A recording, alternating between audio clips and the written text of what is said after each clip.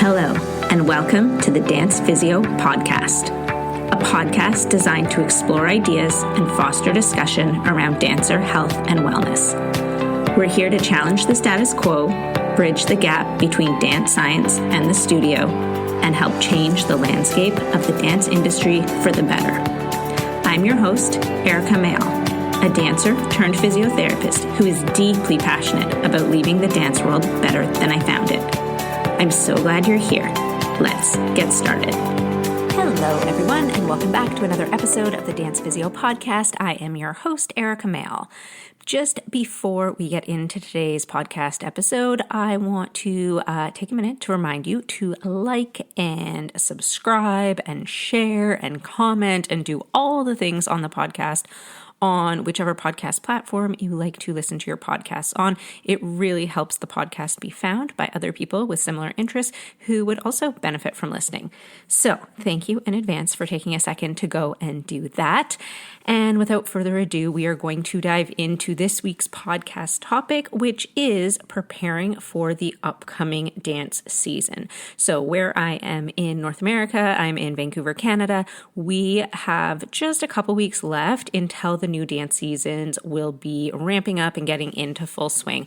And I know in some places in the world, they've maybe started just in the last couple weeks, or some places might just be a few weeks off. But generally, a lot of people are heading into a new dance year and a new dance season. And so I just wanted to touch briefly today on things that we can do to help us prepare. Because the reality is, especially in the clinic, in terms of what we see with dancers and injuries, is we often see a really big increase in injuries that pop up right at the beginning of a season. And there is nothing more frustrating than just getting into a new dance season, being so excited about all the new things that are going to be happening throughout the season, and then almost immediately right off the bat getting an injury. And we see a really big spike in injuries.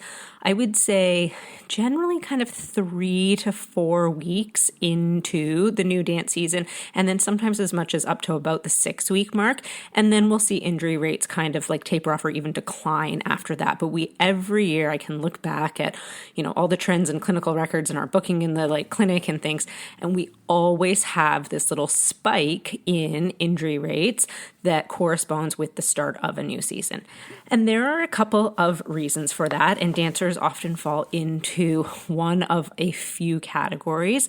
So some of the reason that we might see this spike is we may have dancers who are coming into a new dance year with niggly little injuries that have not fully healed or fully been rehabilitated. And it is really, really common that we see dancers who end the dance year with an injury. And, maybe it was sort of picked up during competition season, maybe even year-end recitals, things like that. And they will often have a break from dance over the course of the summer holidays. And so they're like, oh, my injury feels better. I stopped dancing. I took a break. It wasn't bugging me at all. But maybe they didn't actually do any rehabilitation. They might have just kind of ignored the injury and assumed that it would get better with rest. And from a pain perspective, it often does get better with rest. And so they've gone about their summer, they've not felt any pain, it's feeling really good. And as soon as they come back into the dance season within the first few weeks, that injury might sort of return or flare up again. And that is often because, although the pain may have gone away, the tissue that was injured, and it depends on the injury, so this could be muscle tissue, it could be tendon tissue, like any type of injury, the tissue that was injured may not have fully recovered back to full capacity. So maybe it's lacking some strength, maybe it's lacking some power, maybe it's lacking flexibility. There can be certain things that are going on.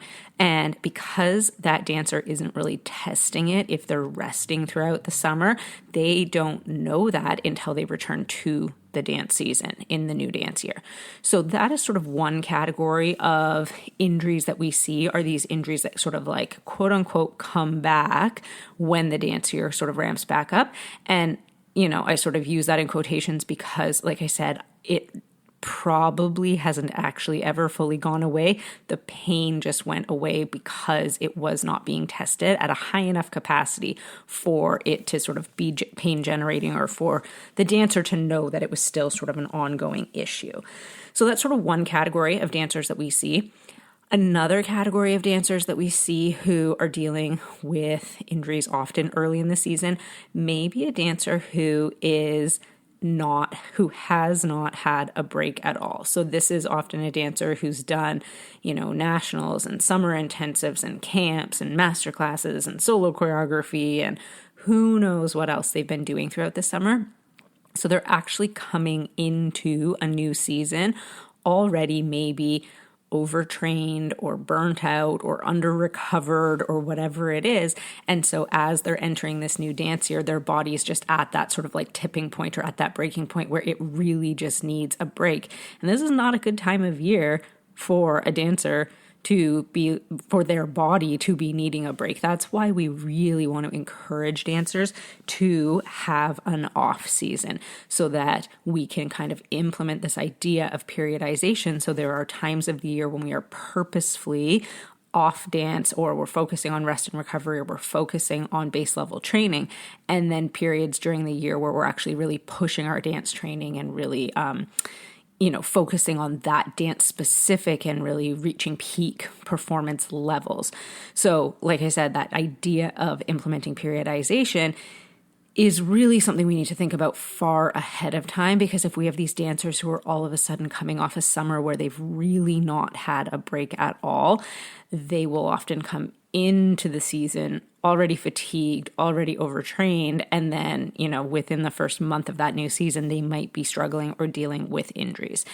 I've talked a lot about periodization on the podcast before, but if you're like new to the podcast or you're not 100% sure what I'm talking about, there is an entire episode on it. It's one of the early episodes. I believe it is episode 6. I will link it in the show notes for you, but it's all about periodization in dance and talks about the different cycles we should be going throughout the dance season so that we don't land ourselves in a position where we are entering a new season and we're already coming from a place of exhaustion or fatigue or under recovery and those types of things.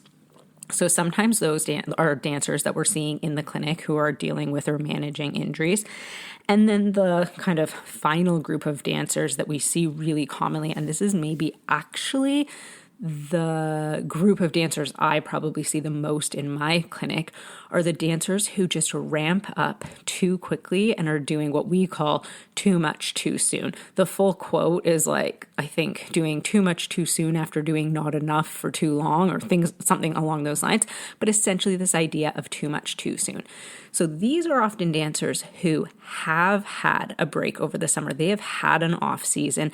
They maybe did their year-end recital and maybe they haven't danced for the entire summer. So they've had a solid couple of months away from dance, which is great. I'm not saying there's anything wrong with that, and we really want to encourage our dancers to have an off season.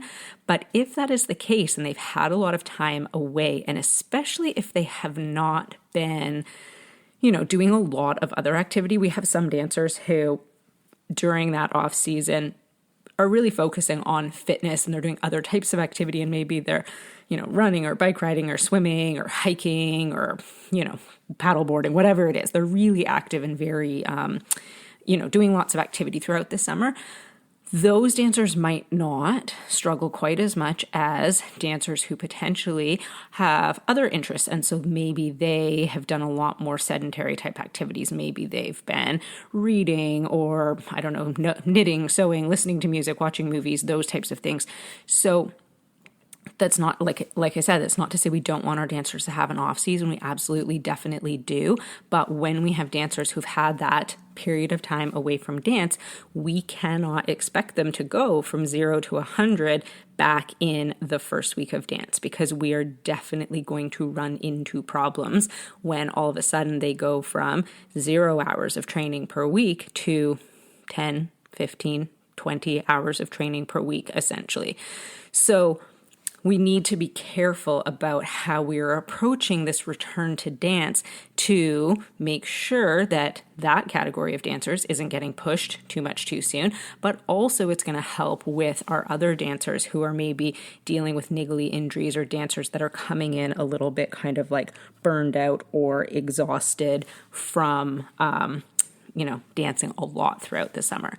So when we first return to dance, and this is especially relevant if you are a teacher, because as a dancer, if you're a dancer listening to this, you don't have as much control over this as you're coming into dance. But if you are a teacher, we need to treat the first part of the dance season as if it is our preseason. We don't think of it that way in the dance world. We do not have a dedicated preseason training period. So we need to think of the first weeks of our new dance season as preseason. And I often get asked, how long does that preseason need to be? Or, how long are we kind of gradually building dancers back up? And it really depends a little bit on how much our dancers are dancing and, what level they're dancing at and that type of thing. But honestly, it needs to be probably a minimum of at least 4 weeks, and more often than not, actually probably more like 6 or even coming into like 8 weeks of a gradual ramp up to full training intensities.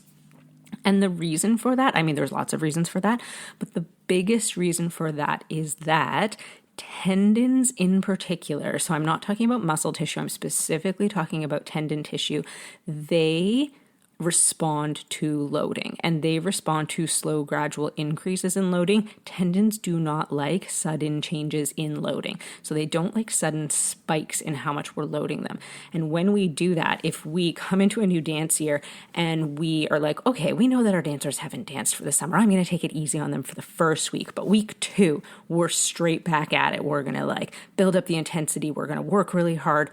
What we often see in those cases is a really big spike in tendon issues. And so this might be patellar tendinopathies or Achilles tendinopathies, or, any tendon in the body really, but those are probably the 2 most common ones that I see early on in the dance year. We often will also see lots of shin splints and things that are just impact intolerance type injuries.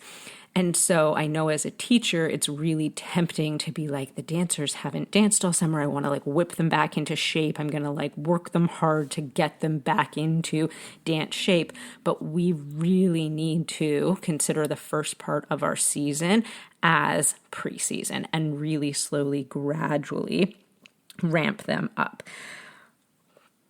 I'm going to talk just a tiny bit about training load. And I know I've talked about this before on the podcast. And in fact, there is an entire podcast episode about training load. So if you're interested in more detail on it, episode 10 of the podcast is all about training load in dancers. But I want to revisit it here because I think this helps teachers to understand a little bit about how we can go about ramping these dancers up gradually in what I'm going to call preseason, but really just the first month to 6 weeks of a new dance season. So training load is essentially just a way of trying to capture how much work is being done by a body.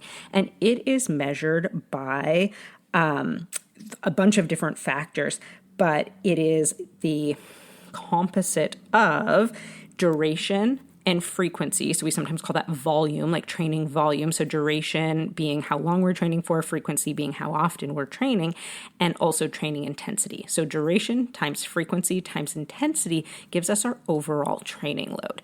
And in an ideal world for dance, we'd be able to manipulate all of those variables and slowly increase all of those variables in order to slowly increase the overall training load of our dancers. But the reality is we can't always really easily manipulate frequency and duration because oftentimes our schedules, especially in studio, so if you are a company, you have more control over this. And I really think that companies should and can spend a lot of time thoughtfully designing their, first few weeks of their season with putting other activities in that, fill up some of their time, but really having a lot more autonomy over their schedules and designing them that they can manipulate frequency and duration a little bit more.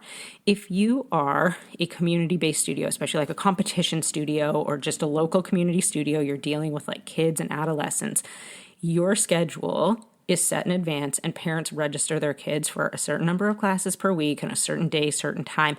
And so it's really hard for us to manipulate the frequency or the duration, because we can't necessarily just be like, oh, well, we're not actually going to run like that class for little Susie today because we're slowly ramping them up. We do have some ability to do that. And I know there are some studios where let's say you have competitive classes and then you have technique classes. They may start technique classes a week or two earlier in the season and then add the competitive classes a few weeks later. Because if you're not going to start choreography and stuff right at the beginning, maybe they add them to the schedule a little bit later. So I do think that there is room for this to be done, but I also recognize that this is really challenging for studios because parents are, expecting a certain schedule. They're expecting the schedule to remain relatively constant. Some parents, especially for younger dancers, are using dance even as like childcare, like they need their kid to be there. They're also paying for these hours a lot of the time. So we can't always manipulate those two variables really easily, which means that we really have to be super intentional, that's not a word, intentional about how we are manipulating the intensity and how we are going to gradually increase the intensity of what our dancers are doing over the course of that first 4 weeks or 6 weeks of a dance season, so that we are gradually increasing their overall training load. Like I said, if we can, in some cases, also gradually increase duration and frequency. So maybe slowly adding hours back into their schedule. Maybe there's they only start half their classes in the first few weeks and then add more in, like I talked about. That would be ideal. But if we are only left to sort of manipulate the the intensity in order to manipulate training volume, then we have to be really intentional about how we do that. If we zoom out again and think a little bit about what our overall goals of preseason are, and again, this is covered like in depth in that periodization podcast episode, so go back, have a listen to that episode. But if we are thinking about what the overall goals of preseason are or should be, it is, or the goals are, to gradually increase our dance-specific strength and conditioning. So in periodization, during an off-season, the idea is that dancers or athletes are working on base level strength and conditioning, just overall general fitness, general strength and conditioning, but not necessarily dance-specific. In our preseason, we want to start to shift that towards really dance-specific strength and conditioning. So that's one goal of preseason. And then the other goal is to really focus on technique fundamentals. So really honing in on technique and getting a really technical, solid base. And so those two goals of preseason actually lend themselves really nicely to gradually increasing intensity as well. And especially if we communicate this with both the dancers and the parents, that this is what the focus is going to be. I know some studios or some teachers get a little bit of pushback with students being like, the class, isn't hard enough, or the kids are bored, or things like that. So we have to be very good at communicating why it is that we're going back to really basic fundamentals at the beginning of the season. To hone in on those and make sure that we're starting from a good technical base, but also because we need to slowly, gradually increase the intensity. And so we're going to pull things back a little bit. We're going to start from the bottom again and build back in so that we avoid injury and don't have all sorts of dancers who are having to, sit out or miss class or be injured in the first 4 to 6 weeks of the dance year. So some ideas for, again, this is like teachers mostly, but if we want to try and change the intensity of what we're doing, we can add more frequent breaks into our class. So when we want our intensity to be really high, oftentimes we're going to have the dancers dancing, sort of like full out, minimal breaks, kind of back to back, like running the dance, doing exercises across the floor, whatever it is. In order to rein in that intensity, we want to really intentionally give dancers more breaks between exercises.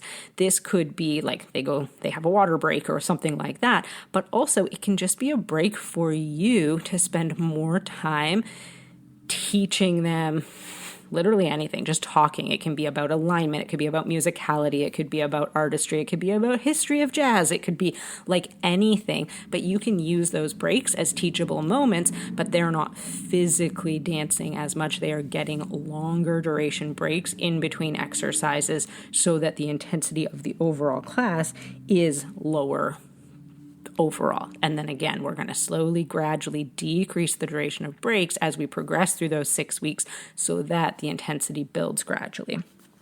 We can think about decreasing the difficulty of what it is they're doing. This kind of comes back to technique fundamentals a lot of the time. If you have dancers who are normally, working on triples, quadruples, quintuple turns and things like that, maybe we focus on really controlled, well-placed singles and doubles. And so you're decreasing the difficulty of what it is that they are doing, and that in turn decreases the intensity that they need to dance at. So we can look at, just manipulating the difficulty, and so that really does go hand in hand with focusing on technique fundamentals for preseason goals. We really want to think about how much impact we have our dancers doing, and again, gradually build up the amount of impact they're doing. And so first week of dance, first class is back, I'm not having my dancers do a whole lot, if any, jumping. I mean, that's not true. We're going to be doing some jumping, but it's going to be very measured and controlled and really purposeful, thinking about how much impact we're doing. And again, that's going to be progressed week on week. And this is especially important, like I was talking about before, for tendon loading and that impact landing of shock absorption. If we all of a sudden are like, okay, we have a jumps and turns class and we're going to do all jumps today and it's week 1, I can guarantee you that you are going to have some unhappy tendons in those dancers, in those classes, if they haven't been dancing much over the course of the summer. So we really want to think about how much impact what we are doing in class has, and then kind of slowly, gradually build that up. Again, we need to communicate this to the dancers, because for a lot of dancers, things that are higher impact, so across the floor stuff, more fun jumps, bigger jumps, things like that, are the things that they enjoy the most. It's the things that feel the most, quote unquote, dance-like. And so if we are intentionally leaving that out or minimizing how much of that we're doing, communicate that with the dancers. This is not for the whole year. This is not, we're not that we're never going to jump or never going to do fun things across the floor. But for right now, we need to be very controlled and measured about how much impact that we are doing. And we're going to build that up over the next couple of weeks so that they at least know that that's the expectation. Because otherwise they might leave the class thinking like, that wasn't like the most fun class because we didn't get to do the big leaps across the floor or whatever it is that I really, really like. So we want to think about that in terms of decreasing intensity as well. And then one of the other things, and again, this isn't so much directly about decreasing intensity, but if we focus on slow, thorough warm-ups, and kind of extending the length of time that we're spending on a warm-up in our class, that, is going to indirectly influence how intense the class is, because there's going to be less time for the other more intense aspects of class. So I would say, again, as a teacher, when you're thinking about class planning, really plan for long warm-ups, long, thorough warm-ups that are really touching on all of the different components of the ramp protocol. If you are not familiar with what I'm talking about, again, there is a podcast episode all about warming up and using the ramp protocol. I will link that in the show notes as well. So the more we can think about having that long, gradual warm-up, that's going to help to decrease the overall intensity of our classes as well. So those are some things that you can think about when you're thinking about planning your classes. And like I said, I do think teachers do a really, really good job in the first week or two of recognizing that a lot of our dancers have had the summer off, and dancers come back and, they do their first day or two of classes and they have a lot of delayed onset muscle soreness or DOMS, and they're like, I'm so sore. And so the teachers are good at recognizing that in the first week or often maybe 2 weeks of classes. And then what I see is from there, it just kind of skyrocket. So it goes from, a little bit slow, a little bit gradual for week 1 or 2, and then like bam, week 3, you're back at full intensity, full everything in class. And so we need to be mindful of that, because really we need a longer runway into the season. It really should be more like that 4 to 6 weeks. And I think I've talked about this previously, maybe in the periodization episode, where we are in Canada, our Thanksgiving is earlier. So we have Thanksgiving at the beginning of October, and it's often a really nice marker for teachers to use, because if they're starting back to dance when school starts, by the time we get to Thanksgiving, it's usually 5 or 6 weeks, depending on where Thanksgiving falls in the calendar, but it's often like a really nice kind of like mental marker. So anything that's happening before Canadian Thanksgiving should be part of your preseason. It should be part of your slow, gradual buildup. And then after that, you're kind of thinking, okay, now I'm into the more main bulk of my season. If you're in the US, I realize your Thanksgiving is very different. If you're in other parts of the world, I realize you don't even have Thanksgiving in some countries. So that is not a great marker for you. So you just need to look at a calendar. But I know in Canada, Canadian Thanksgiving is a really, really nice way of thinking. Like preseason lasts all the way up until Canadian Thanksgiving. So hopefully that is helpful for everyone in terms of thinking about and being a bit more intentional. I keep wanting to say intentionable, and that is very much not a word. Thinking about being more intentional in how we approach the return to dance, because as much as I love seeing everybody in the clinic at the beginning of the year, I really, really wish it was not because people are dealing with injuries within the first few weeks of dance. I love seeing dancers in the clinic at the beginning of the year for start of season screenings. And so we get a baseline on where they're at, and we set goals for the season and, come up with programs to help reach those goals and things like that. I am more than happy to see dancers at the beginning of the season for those types of things. And I really, really hope that I can see more of those dancers this year and less of the dancers who are coming in because they are already dealing with pain or an injury within the first few weeks of the season. All right, that's all I've got for you today. Let me know if you have any additional suggestions about ways that you think about manipulating or changing the intensity of your classes or changing the overall training load of your dancers. I would love to hear all of your ideas or what works for you, especially if you're a teacher, what works well for your classes. If you have any questions, please reach out and let me know. Once again, as always, thank you so much for listening, and I hope you have a great rest of your day.